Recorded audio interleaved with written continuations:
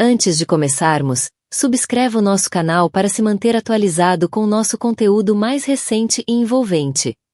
Ele era um rei numa cidade de titãs, um homem que construiu uma ema do zero. Ela era sua esposa grávida, a mulher que deveria ser o coração daquele império. Mas na noite do seu 35º aniversário, rodeado por uma constelação de ricos e poderosos, Julian Croft olhou para sua esposa Elenena e disse as 4 palavras que iriam destruir o mundo perfeito deles. Diante de todos, ele a chamou apenas de acompanhante. Achou que fosse uma frase qualquer, uma piada sem importância.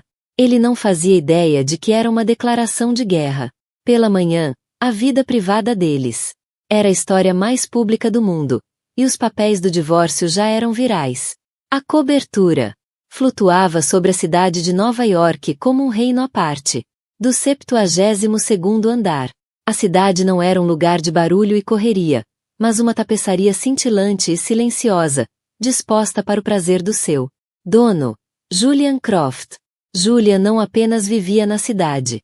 Ele dominava seu horizonte, tanto literal quanto figurativamente. Sua empresa de tecnologia, Nexus Dynamics, havia remodelado o cenário digital, tornando-o bilionário. Antes dos 30 anos. Agora aos 35, era um ícone de inovação implacável e riqueza estonteante. Sua esposa, Helena Vance, estava diante das janelas do chão ao teto, uma mão repousando protetoramente sobre a curva suave de sua barriga. Grávida de 6 meses, ela se sentia uma extensão da vista. Linda, admirada, mas no fim das contas, parte da paisagem. As luzes da cidade lançavam sombras longas e dançantes pela sala de estar cavernosa. Um espaço tão meticulosamente projetado que parecia mais uma galeria de arte moderna do que um lar. Os pisos de mármore branco brilhavam, refletindo uma coleção cuidadosamente curada de móveis minimalistas. E arte abstrata que custava mais do que as casas suburbanas onde ela cresceu. Era uma bela jaula, e as grades eram forjadas do amor de Julian. Um amor possessivo, avassalador. No início, era intoxicante. Elenena, uma curadora de arte afiada e respeitada, fora levada pela sua inteligência feroz e foco inabalável. Ele a perseguia com a mesma energia implacável que aplicava a uma aquisição corporativa. Ele não queria apenas namorá-la. Queria possuir cada faceta de sua vida. Ele a convenceu a deixar o emprego na galeria, argumentando que ela não precisava trabalhar, que seu olhar para a beleza era melhor aplicado à vida deles juntos. Você é a minha obra-prima, ele, murmurou contra o cabelo dela uma noite, depois de fazerem amor num hotel parisiense com vista para o Sena. Por que eu deixaria outra pessoa te exibir? Na época, pareceu a coisa mais romântica que ela já tinha ouvido. Agora, ecoava em sua mente com um tom mais sinistro. Lentamente, imperceptivelmente, ele foi esculpindo sua independência. Suas amigas foram gradualmente substituídas pelas esposas dos sócios de negócios dele. Seus dias antes cheios de desafios profissionais e descobertas artísticas tornaram-se uma agenda cuidadosamente gerida de aulas de pilates, almoços beneficentes e provas de roupa para o fluxo interminável de galas e eventos. Ele chamava isso de construir a marca deles. Ela começava a se sentir como um logotipo. Aquela noite era o auge dessa construção de marca. O jantar de aniversário de 35 anos de Julian. Não era uma simples comemoração. Era uma cúpula de poder disfarçada de festa. A lista de convidados, que Julian havia pessoalmente selecionado, incluía rivais do setor de tecnologia, tubarões de Wall Street, um senador e uma porção de celebridades de dinheiro novo. O local era o Etal, um restaurante tão exclusivo que não tinha placa, apenas uma porta discretamente marcada e uma lista de espera de 6 meses. Julian havia reservado o lugar inteiro. Você está quase pronta? A voz de Julian, suave e autoritária, cortou seus pensamentos. Ele surgiu do quarto, já uma visão de perfeição sob medida. Seu terno Tom Ford era da cor da meia-noite, ajustando-se ao seu corpo atlético sem um único vinco. Seu cabelo escuro estava perfeitamente penteado, e seus olhos azuis, normalmente acesos com cálculo afiado, estavam agora aquecidos com a antecipação da performance da noite. Quase, disse Helena, virando-se da janela. Ela apontou para os 2 vestidos, dispostos sobre a cama king size. Um era de seda verde esmeralda profunda, elegante e discreto. O outro era uma coluna prateada de lantejoulas, deslumbrante que brilhava como uma moeda recém-cunhada. Não consigo decidir, disse ela, com a voz mais suave do que pretendia. Julian se aproximou, seu perfume caro, preenchendo o espaço entre os 2. Ele não olhou para ela. Olhou para os vestidos. Tocou o prateado. Esse aqui é uma celebração. Você deve brilhar. Ele quis dizer como um elogio, mas soou como uma ordem. Você é um enfeite. Encante-os. Ela preferia o verde. Sentia-se mais ela mesma, mas discutir era inútil. Criaria atrito. Uma pequena rachadura na fachada perfeita da noite deles. E Julian odiava rachaduras. Vai ser o prateado, disse ela, forçando um sorriso. Ao vestir o vestido, sentiu o peso familiar da expectativa pousar sobre ela. As lantejoulas estavam frias contra sua pele, uma armadura bela mas inflexível. Ela já não era Helena Vance, a curadora de arte. Ela era a senhora Julian Croft, um acessório vital para a grande noite dele. No carro, um Rolls-Royce preto personalizado que deslizava pelas ruas da cidade como um fantasma. Julian estava elétrico. Percorria o telefone, ditando respostas afiadas para sua assistente via comando de voz. Diga a Marcus Thorne que falarei sobre a aquisição após o fechamento do mercado na segunda-feira, nem um segundo antes comandou ele. E lembre a equipe de eventos que o champanhe deve ser da safra de 2008. Sem substituições. Ele não perguntou como ela estava se sentindo. Não percebeu o modo como ela se contorceu quando o bebê deu um chute forte nas costelas. Ele já estava na festa, sua mente orquestrando cada detalhe, garantindo que sua presença fosse sentida por todos na sala. Helena olhava pela janela para o borrão de vidas menores. Pessoas chamando táxis, pegando um pedaço de pizza, rindo com amigos numa esquina. Uma pontada de saudade tão aguda e repentina que lhe tirou o fôlego atravessou seu peito. Ela queria aquilo, o anonimato, a simples realidade não curada. Ele levantou os olhos do telefone, um lampejo de irritação nos olhos antes de disfarçá-lo. Sim, querida. Talvez a gente pudesse fazer uma viagem depois que o bebê nascer? Só nós 3? Algum lugar tranquilo? Itália, talvez? Uma vila pequena? Sem telefones. O sorriso de Julian foi displicente, mas gentil, do tipo que se dá a um devaneio infantil. Eli, podemos ir para onde você quiser. Vamos alugar um iate, uma ilha particular. Você não vai precisar levantar um dedo. Mas sem telefones. A Nexus também é meu bebê. Eu não posso abandoná-la. Ele voltou a olhar para a tela. A conversa havia acabado. Ela retirou a mão. O bebê dele. Agora ele tinha 2. Um era uma corporação global de vários bilhões de dólares. O outro crescia dentro do ventre dela. Ela começava a temer que sabia qual dos 2 ele valorizava mais. Quando o Rolls-Royce parou na entrada discreta do Etal, o flash da câmera de um único paparazzo a cegou por um instante. Julian apertou sua mão, não com afeto, mas com um comando silencioso. O show começou. É hora de interpretar seu papel.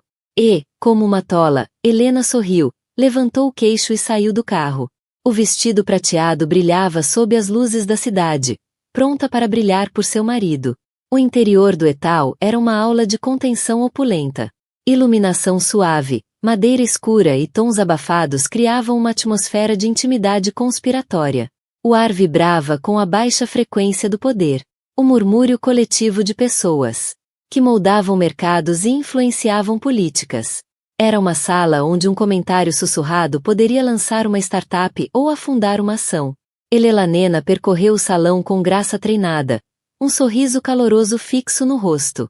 Recebeu beijos no ar de mulheres cobertas de diamantes e riu educadamente das piadas presunçosas de homens cujo patrimônio líquido só podia imaginar. Ela era uma anfitriã de consumo, Um papel que aprenderá a interpretar com perfeição. Falava sobre arte, sobre a viagem recente a Mônaco, sobre o quarto do bebê que estavam projetando. Temas seguros e aprovados que a mantinham firmemente na caixa rotulada como a bela esposa de Julian Croft. Julian, enquanto isso, estava em seu elemento. Movia-se pela multidão não como convidado, mas como centro gravitacional. As pessoas orbitavam ao redor dele, desesperadas por um momento de atenção. Ele dava um tapinha nas costas de um homem, murmurava confidências em tom conspiratório e seguia adiante, deixando um rastro de egos inflados em seu caminho. Helena observava com uma mistura familiar de orgulho e inquietação girando dentro de si. Ele era brilhante, magnético, uma força da natureza. Mas ela conhecia a verdade. O calor que ele projetava era estratégico, o carisma uma ferramenta. Eles estavam sentados à cabeceira de uma longa mesa em estilo banquete. Helena à sua direita, e sua irmã mais nova, Amélia, à esquerda. Amélia era o único membro da família de Julian que parecia enxergar Helena como uma pessoa, e não como uma aquisição. Com olhos afiados e inteligentes que espelhavam os do irmão, mas com calor genuíno, ela se inclinou para Helena. Sua voz um alívio bem-vindo do zumbido ao redor. Você está deslumbrante, Helena, mas exausta, disse Amélia, o olhar suave de preocupação. Ele está te fazendo trabalhar demais? Helena deu um pequeno sorriso de agradecimento. O bebê decidiu que minha bexiga é um trampolim pessoal. Coisas da gravidez. Bem, se quiser fugir um pouco, é só me lançar um olhar. Vou inventar uma emergência familiar dramática. Estou ensaiando.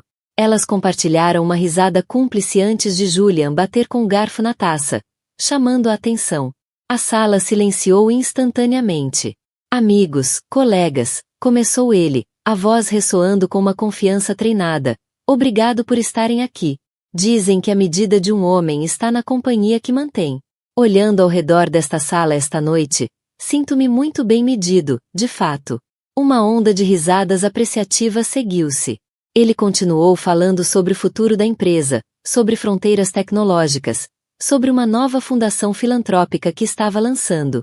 Foi um discurso magistralmente proferido, parte ostentação humilde, parte retórica visionária. Helena se viu momentaneamente cativada novamente, lembrando do homem que a conquistou com grandes ideias e ambição imparável. Ele concluiu erguendo a taça. Ao futuro, anexos e aos próximos 35 anos. A sala explodiu em aplausos e um coro de "Ao Julian". Enquanto a conversa de jantar recomeçava, o homem à direita de Helena, um petroleiro grisalho do Texas chamado Bill, virou-se para ela. Então, mocinha, disse ele com a voz grossa e arrastada do sul, Julia me contou que você trabalhava com arte. Deve ser bom não precisar se preocupar com carreira, né? Antes que Helena pudesse formular uma resposta educada que defendesse sua antiga vida sem parecer defensiva. Marcus Thorne, o rival elegante e perpetuamente sorridente de Julia, se inclinou do outro lado da mesa. Não seja antiquado, Bill, disse Marcus, os olhos brilhando de malícia. Helena é uma mulher formidável. Lembro de ter lido uma matéria sobre ela na Arte Fórum. Uma curadora brilhante. A perda do mundo da arte é o ganho de Julia. Embora eu imagine que seus talentos estejam meio subutilizados hoje em dia. O comentário pairou no ar, uma alfinetada sutil, porém inconfundível, contra Julia, questionando o papel da esposa. Helena sentiu o calor subir ao rosto. Sentiu o corpo de Julian tensionar ao lado dela. Esse era o jogo de Marcus. Encontrar os pontos fracos, as vulnerabilidades pessoais, e pressioná-los em público. Julian soltou uma risada curta e seca, um som que não alcançou os olhos. Ele passou o braço por trás da cadeira de Helena, um gesto que parecia possessivo, não afetuoso. Oh, Helena é crucial para meu sucesso, disse Julian, a voz perigosamente suave. Ele olhou ao redor da mesa, um artista performando para sua plateia. Todo imperador precisa de uma imperatriz. Ela cuida das nossas casas, gerencia nossa agenda social e garante que eu esteja bem apresentável nas festas. Ele fez uma pausa para o efeito e então sorriu um sorriso amplo, predatório. Ela é o melhor acessório que um homem poderia pedir, afinal, disse ele, num tom conspiratório de brincadeira, feito para todos ouvirem. Qual o sentido de fazer uma fortuna se você não tem uma bela acompanhante para levar ao jantar? As palavras caíram no centro da mesa como pedras num lago silencioso. Silêncio. Foi apenas por um segundo, mas pareceu uma eternidade. Naquele momento, o mundo de Elenena girou sobre seu eixo. Apenas uma acompanhante. Não eram as palavras em si, mas a crueldade pública e casual delas. O petroleiro Bill soltou uma risada desconfortável. Alguns outros o imitaram, ansiosos para dissipar a tensão sufocante. Marcus Thorne apenas se recostou, um olhar de satisfação nos olhos. Ele havia encontrado o ponto fraco, e Julian, em sua arrogância, acabará de confirmá-lo. Helena sentiu cada gota de sangue abandonar seu rosto. Sentia os olhares de pena das outras mulheres, os movimentos desconfortáveis dos homens.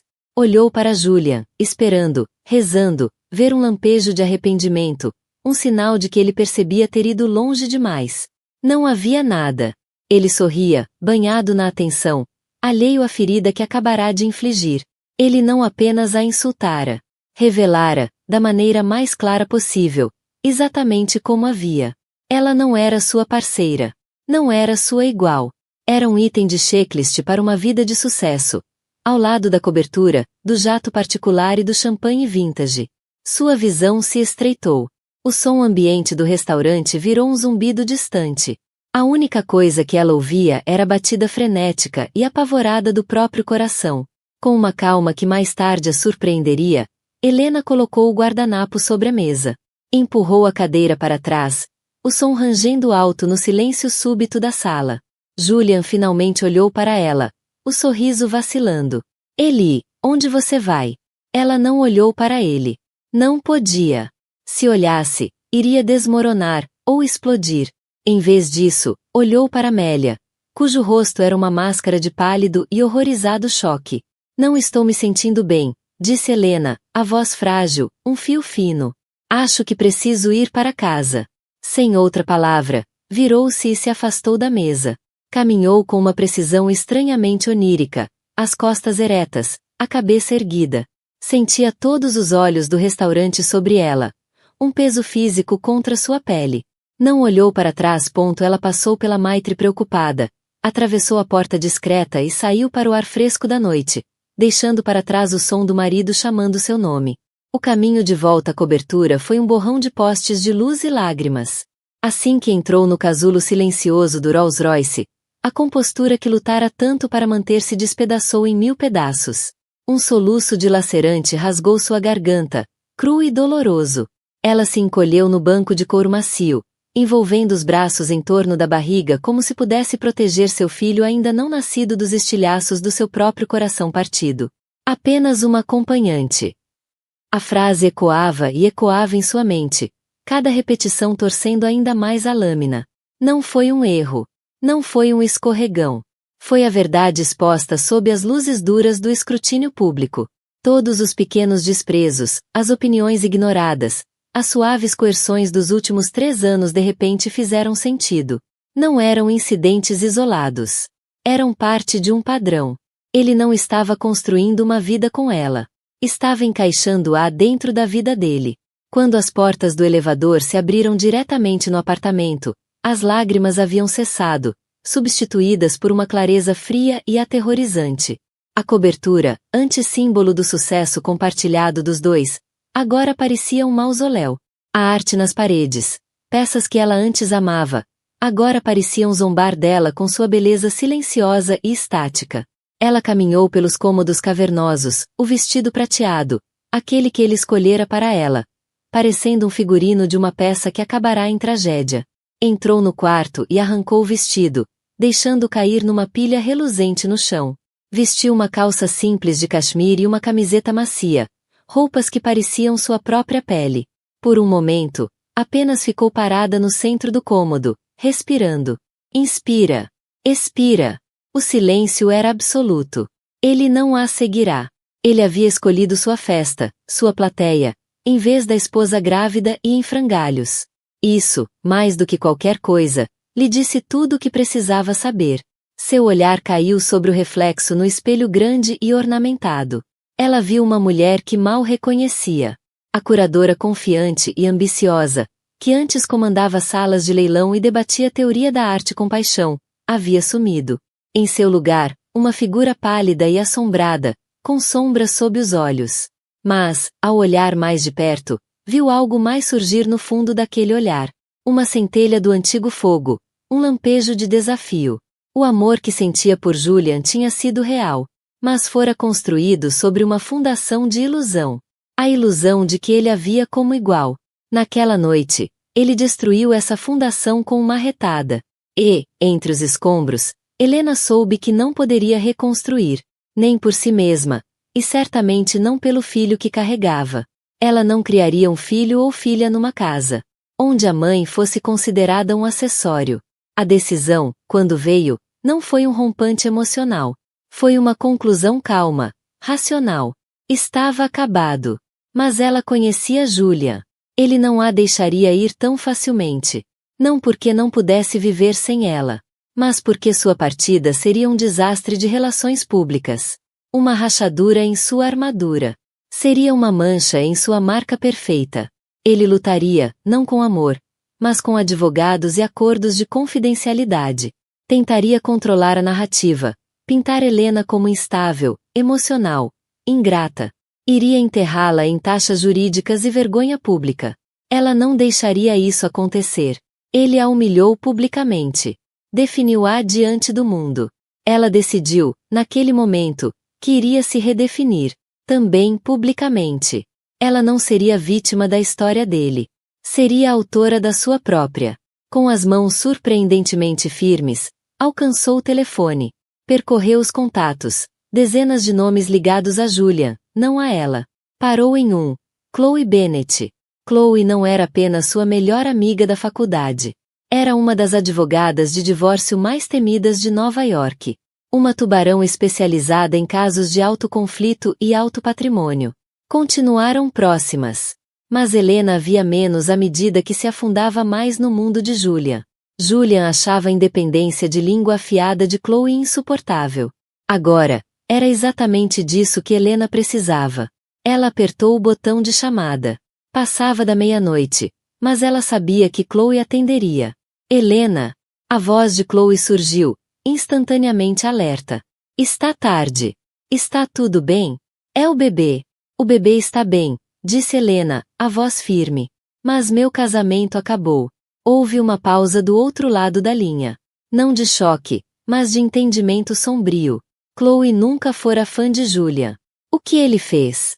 Perguntou, o tom mudando de amiga preocupada para profissional focada.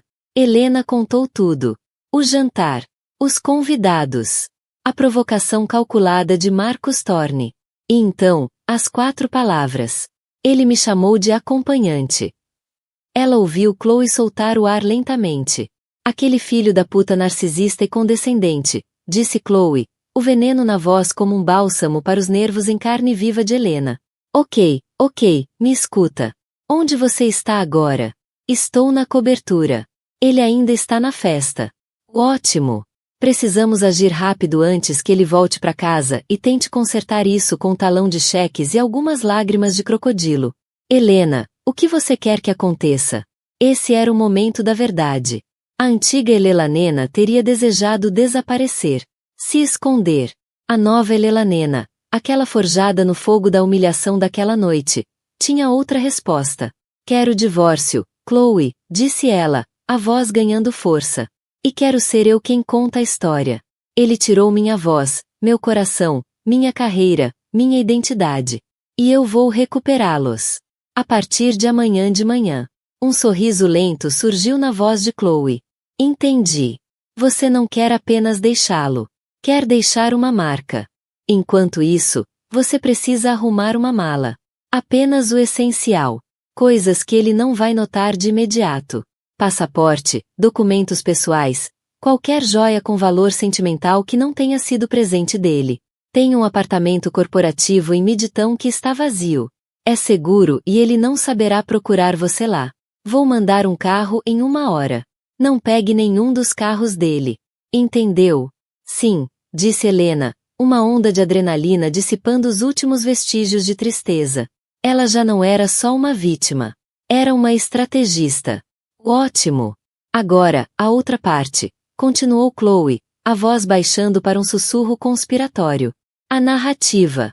Ele controla a imprensa de negócios, mas não os colunistas de fofoca. Não de verdade. Eles têm mais integridade do que ele pensa. Tem um contato no Page Six, uma jornalista chamada Maria Rodrigues. Ela é dura, mas justa. Detesta gente como Julia. Se dermos a ela exclusiva, ela vai correr com a história.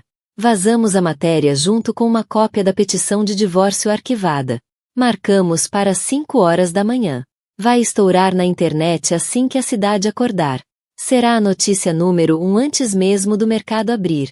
A mente de Helena corria, processando a audácia do plano. Era implacável, rápida, pública. Uma página arrancada diretamente do manual de Julia. Vamos precisar de uma declaração, disse Helena. Ponto de mim? Exatamente, confirmou Chloe. Curta, poderosa e irrefutável. Usamos as próprias palavras dele contra ele. Durante a hora seguinte, alimentadas por fúria justa e café preto, Helena e Chloe escreveram sua declaração de independência. Foi um golpe magistral de raiva controlada e desafio elegante. Enquanto Helena arrumava a mala, suas mãos se moviam com propósito. Pegou a aliança de casamento da mãe, uma pequena coleção de livros de arte dos tempos da faculdade e uma foto emoldurada dela com Chloe rindo numa praia anos atrás. Deixou para trás os diamantes, as roupas de grife e a vida que havia sido cuidadosamente curada para ela. Assim que fechou o zíper da mala, o celular vibrou. Era Julia. Ela ignorou. Ele ligou de novo. E de novo. Então veio uma mensagem de texto. Eli, onde você está? As pessoas estão fazendo perguntas. Você me envergonhou. Helena encarou a mensagem, soltando uma risada amarga. Você me envergonhou. Mesmo agora, sua maior preocupação era a própria imagem. Nenhum pedido de desculpas, nenhuma preocupação com os sentimentos dela. Apenas raiva por ela ter estragado sua noite perfeita. Aquela única mensagem solidificou qualquer dúvida restante. Foi o prego final no caixão do casamento. Ela digitou uma única resposta, os dedos frios e firmes. Estou em casa. A casa que você criou para sua acompanhante. Depois, bloqueou o número dele. Poucos minutos depois, o elevador privativo soou. O coração dela saltou para a garganta, pensando que fosse ele. Mas era o porteiro, um homem gentil chamado George, anunciando que o carro estava lá embaixo, o carro de Chloe. Helena lançou um último olhar à magnífica e vazia cobertura. Era um monumento ao ego de um homem, e ela estava feliz por deixá-lo. Saiu sem olhar para trás, entrando no elevador e descendo do reino nas alturas, pronta para começar uma guerra no chão abaixo. O apartamento corporativo em Midtown era o completo oposto da cobertura. Funcional, anônimo e, graças a Deus, estéril. A mobília era moderna, porém sem destaque. As paredes em bege neutro, e a vista era de um prédio comercial ao lado, não da imensidão cintilante de Manhattan. Era um lugar para trabalhar, não para viver. E, para Helena, parecia o lugar mais seguro do mundo. Chloe já estava lá, um redemoinho de energia focada. Seu laptop aberto sobre a mesa de jantar, agora transformada em centro de comando improvisado. Documentos legais empilhados com precisão de um lado, e 2 canecas de café fumegante esperavam no outro. Apesar da hora, agora quase 3 da manhã, Chloe parecia tão afiada como sempre, com blazer sob medida e jeans, o rosto uma mistura de lealdade feroz e zelo profissional. Bem-vinda à sala de guerra, disse Chloe, abraçando Helena com força e rapidez. Você está um caco, mas também está livre. Eu me sinto. Helena procurou a palavra, desperta. Pela primeira vez em muito tempo. Ótimo! A raiva é um excelente estimulante, disse Chloe, apontando para a cadeira à sua frente. Vamos ao trabalho. Redigi a petição inicial. Preciso que você leia. É padrão, mas estabelece a linha do tempo e inicia oficialmente o processo. Helena leu o jargão jurídico, sua antiga vida como curadora detalhista servindo bem. Estava tudo ali, frio e formal. Encerrando o casamento de Julian Croft e Helena Vance. Ver seus nomes num documento assim era impactante, mas também libertador. Era real. Está perfeito, disse ela, A voz firme. Ok, vou protocolar eletronicamente no tribunal exatamente às 5 horas. No momento em que for registrada, torna-se pública. O que nos leva à fase 2, a declaração. Chloe virou a tela do laptop para Helena. Nela, havia um simples documento de texto. Declaração de Helena Vance. Após um período de reflexão cuidadosa, tomei a difícil decisão de solicitar o divórcio do meu marido, Julian Croft. Trata-se de uma questão profundamente pessoal.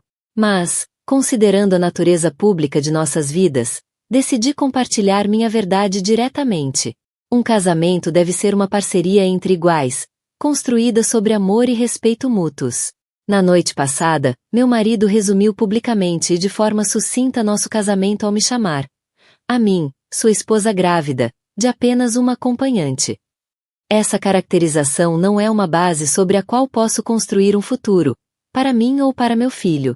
Peço privacidade enquanto atravesso essa transição e me preparo para dar as boas-vindas ao meu bebê em uma nova vida, mais saudável. Não farei mais comentários neste momento. Helena leu 2 vezes. Era brilhante. Devastador. Era verdade. Não atacava com sujeira nem revelava segredos.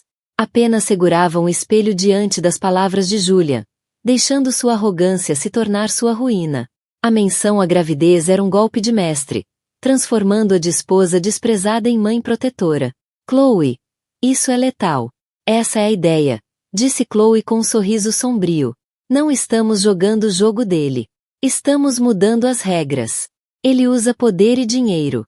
Nós usamos a verdade. Ele vai ficar furioso. Ele vai ficar apoplético. Corrige-o Chloe. Todo o império dele é construído sobre uma imagem de sucesso intocável e controle absoluto. Durante a hora seguinte, finalizaram um plano. Chloe preparou o e-mail para Maria Rodrigues, do Page Six. O assunto era simples, exclusivo, divórcio de Julian Croft. O corpo do e-mail conteria a declaração de Helena e uma cópia com carimbo de horário da petição de divórcio, provando sua autenticidade. À medida que o relógio se aproximava das 5 horas da manhã, uma estranha calma tomou conta de Helena. Era a maior aposta de sua vida. Enfrentava um homem que, com um telefonema, podia arruinar carreiras e esmagar empresas. Mas sentia uma força que não sentia há anos. Não era o poder dele, baseado em riqueza e influência. Era o seu, baseado em convicção e respeito próprio. É hora, disse Chloe suavemente, o dedo pairando sobre o mouse. Está pronta? Helena olhou pela janela. O céu começava a clarear, passando do preto profundo para um roxo machucado. A cidade ainda dormia, inconsciente da bomba digital prestes a explodir. Estou pronta, disse Helena. Respirou fundo. Faça. Com um clique decisivo, Chloe apertou enviar. Não havia mais volta. Por alguns minutos, ficaram em silêncio. O único som era o zumbido do laptop. O sol começou a nascer, lançando raios dourados entre os prédios. Parecia simbólico, o amanhecer de uma nova era em sua vida. Então, às 5h21, o telefone de Chloe vibrou. Era um e-mail de Maria Rodrigues. Recebido. Uau! A matéria vai ao ar em 5 minutos. Segurem-se. Chloe olhou para Helena, os olhos arregalados. Lá vamos nós. Ela rapidamente acessou o site do Page Six e começou a atualizar a página. E então, lá estava. Manchete. O fim do Rei Croft. Esposa grávida Helena Vance pede o divórcio após ser chamada de acompanhante na festa de aniversário do milionário. A matéria era tudo o que esperavam. Maria havia usado a declaração de Helena na íntegra, enquadrando-a como uma poderosa resposta de uma mulher desprezada. Incluiu detalhes da festa luxuosa, dos convidados famosos, e do contexto da enorme fortuna de Julian. O que fez seu comentário parecer não apenas cruel, mas grotescamente arrogante. O artigo terminava com uma linha simples e devastadora. Fontes dizem que o Sr. Croft comemorava seu aniversário de 35 anos. Pode ser um que ele viverá para se arrepender. Em segundos, a história tomou conta da internet. Chloe abriu o Twitter. #+OneDivorce já estava em alta. Compartilhado por jornalistas, celebridades e milhares de pessoas comuns. Os comentários eram uma enxurrada de apoio a Helena e condenação a Julia. Bem feito por ela. Um homem que desrespeita a mãe do próprio filho não é rei. É covarde. Imagina ter bilhões e ainda assim sua única personalidade ser babaca rico. Helena, esse bebê está melhor longe dessa energia tóxica. Vai com tudo, mamãe. Helena rolava os comentários, as lágrimas enchendo os olhos. Mas não eram de tristeza. Eram de validação. Ela não estava sozinha. O mundo via o que ela via. Eles entendiam. Conseguimos, sussurrou ela, com um tom de reverência. Ainda não acabou, disse Chloe, o olhar de triunfo contido. Isso é só o primeiro ataque. Agora é esperar o rei perceber que foi colocado em xeque-mate. Enquanto o sol iluminava por completo a cidade, Helena sabia que Julian acordaria em breve. Alcançaria o telefone, esperando ver manchetes brilhantes sobre sua festa e sua genialidade empresarial. Em vez disso, encontraria seu mundo cuidadosamente construído pegando fogo. Incendiado por uma faísca que ela acendera com apenas 4 palavras dele. A guerra havia começado. E, pela primeira vez, Helena sentia que tinha chance de vencer. Julian Croft acordou às 6h15, como fazia todas as manhãs. Seu relógio biológico era tão preciso e implacável quanto os algoritmos que comandavam sua empresa. ChatGPT cede.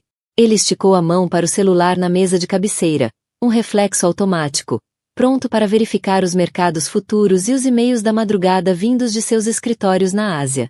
Mas a tela que o recebeu não era o preto e verde familiar do seu app de investimentos. Era uma explosão caótica de notificações, centenas de mensagens de texto, dezenas de chamadas não atendidas, alertas de todos os grandes veículos de notícias. Sua testa se franziu em irritação. Terá sido queda de servidor? Algum rival teria lançado um produto concorrente durante a noite? Deslizou o dedo por uma notificação do New York Times. A manchete tirou o ar de seus pulmões. CEO da Nexus Dynamics, Julian Croft, tem casamento implodido em espetáculo público. Seu sangue gelou. Desesperado, abriu outro alerta. Dessa vez do Wall Street Journal, seu jornal de preferência, cuidadosamente cultivado por sua equipe de PR ao longo dos anos. Comentário acompanhante desencadeia divórcio de alto risco e ameaça a imagem da Nexus. Suas mãos começaram a tremer. Não era uma crise de negócios. Era uma aniquilação pessoal, sendo transmitida globalmente. Finalmente viu o link para a matéria do Page Six. A origem de tudo. Leu o texto, seu rosto perdendo cor a cada palavra. A declaração dela. A citação dele. Apenas uma acompanhante. Ver suas próprias palavras descuidadas jogadas de volta, preto no branco, despidas de qualquer tom de brincadeira e apresentadas como fato frio e duro, fez seu estômago se contorcer. Levantou-se bruscamente na cama, os lençóis de seda escorrendo pela cintura. Helena, chamou, a voz rouca. O silêncio da cobertura foi a resposta. O espaço que na noite anterior parecia um reino agora era um túmulo. Viu o vestido prateado dela jogado no chão, como a pele cintilante de uma cobra descartada. Lembrou-se de quando ela saiu da festa. Lembrou-se da própria raiva por ela ter causado uma cena, por tê-lo envergonhado. A falta absurda de autoconsciência o atingiu como um soco. Ele não havia ligado. Não havia checado como ela estava. Havia enviado uma única mensagem birrenta e acusatória. E em seu silêncio, ela havia declarado guerra. Seu primeiro instinto foi controlar. Precisava consertar. Apagar a história. Descou para seu chefe de PR, um bulldog chamado Frank.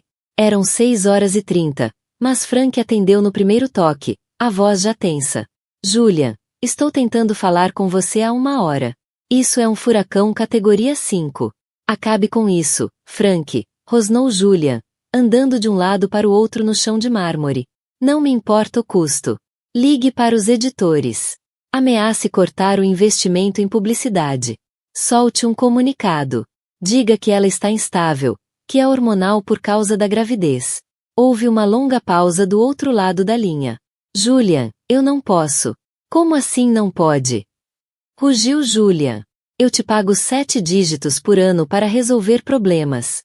Isso não é um problema que você possa enterrar com dinheiro, disse Frank, a voz plana. Ela usou suas próprias palavras. Não é ela disse, ele disse. É, ele disse, e ela confirmou. Não temos saída. Se atacarmos uma mulher grávida que se apresentou com dignidade, vamos parecer monstros. A hashtag #TiaHelena já está em alta no mundo inteiro. Fomos superados. Julian esmurrava a mesa de vidro, o som rompendo o silêncio do apartamento. Superado. Ele, o mestre estrategista, o homem que enxergava 10 jogadas à frente, fora pego de surpresa pela própria esposa.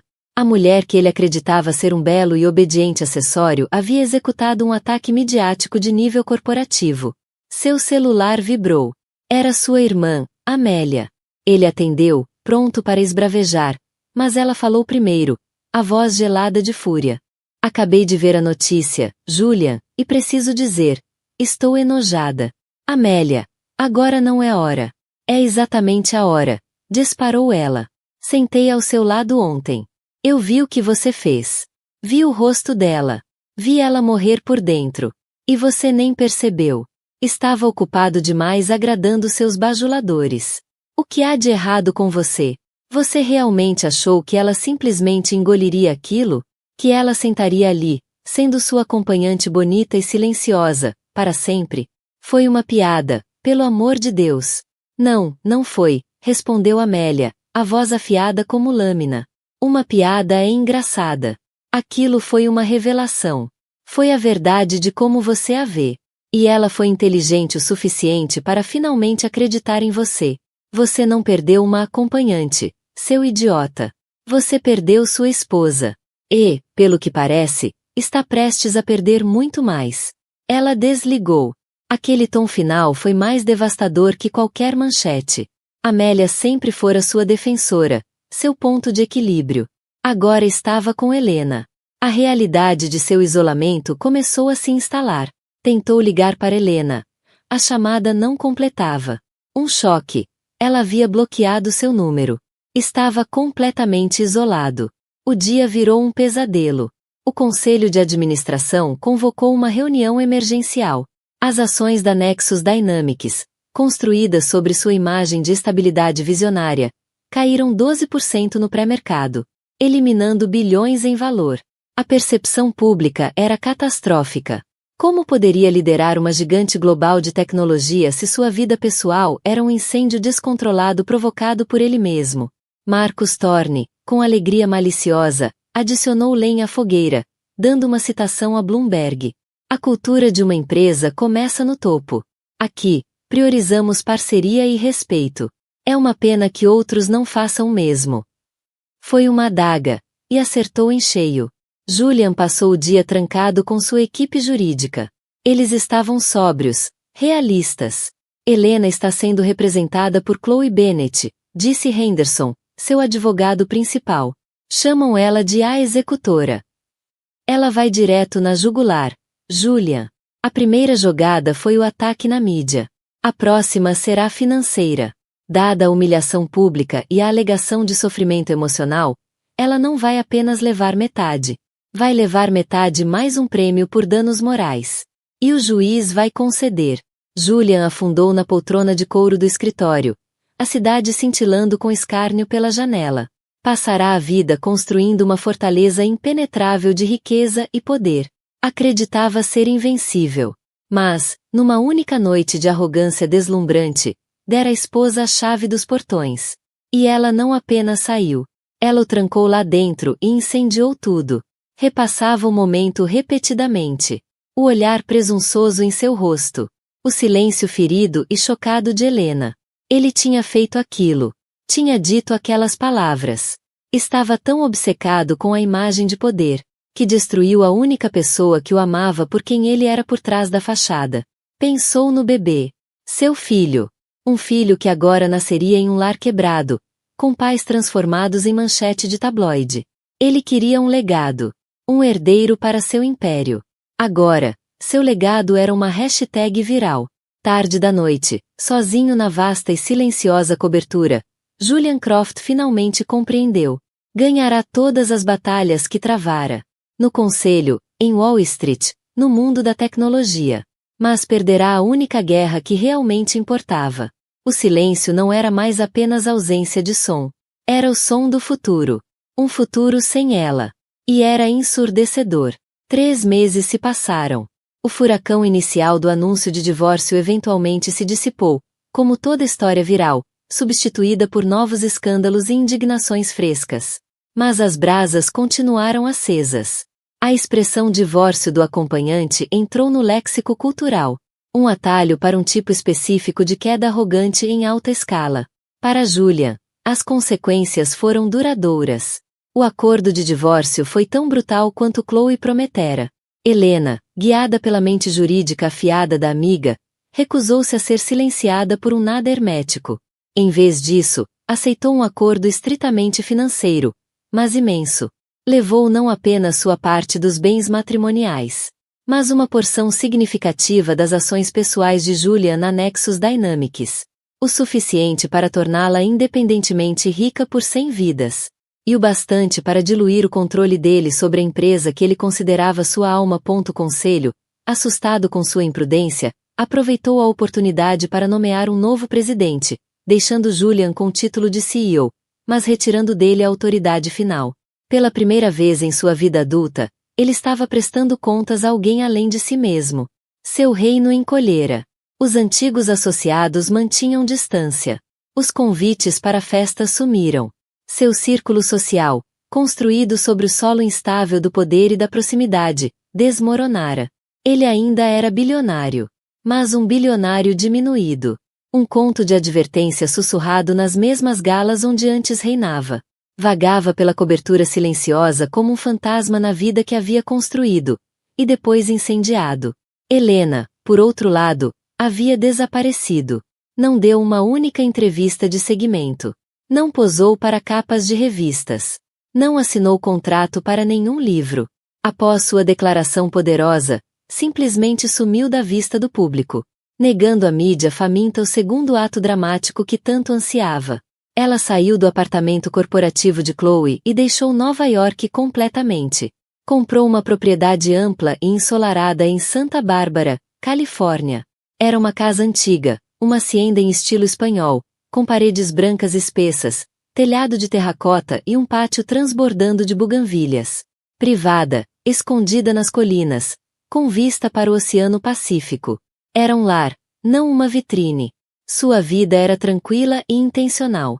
Passava as manhãs fazendo yoga pré-natal no jardim. Às tardes lendo e se preparando para a chegada do bebê. O terceiro quarto fora convertido em estúdio, e, pela primeira vez em anos, ela voltou a pensar em arte. Não como ativo ou moeda social, mas como paixão. Reconectou-se com antigos amigos do mundo da arte. Pessoas que a conheciam como Elelane Vance, não como Sra. Croft.